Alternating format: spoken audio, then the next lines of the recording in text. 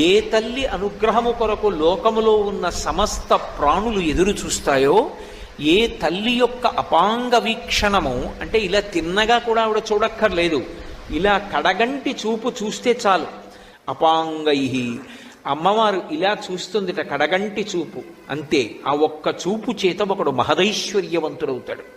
అమ్మవారికి యశస్విని అని ఒక పేరు లక్ష్మీదేవికి. యశస్విని లలిత కవనివ్వండి, పార్వతి కవనివ్వండి, లక్ష్మి కవనివ్వండి, సరస్వతి కవనివ్వండి, ఆ పేరు ఉంటుంది తప్పకుండా. యశస్విని అంటే కీర్తినిచ్చున్నది అని. కీర్తి మనిషి జీవితంలో సంపాదించి తీరవలసినటువంటి విషయం. అందుకే భూపసభాంతరాళవన పుష్కళవాక్యతురత్వమాజి బాహాపటుశక్తియున్ యశమునందనురక్తియు ప్రకృతి సిద్ధగుణంబులు సజ్జనాళికిన్ అంటాడు భర్తృహరి. మంచి కీర్తితో నేను ఉండాలి అన్నది సద్బుద్ధి కలిగి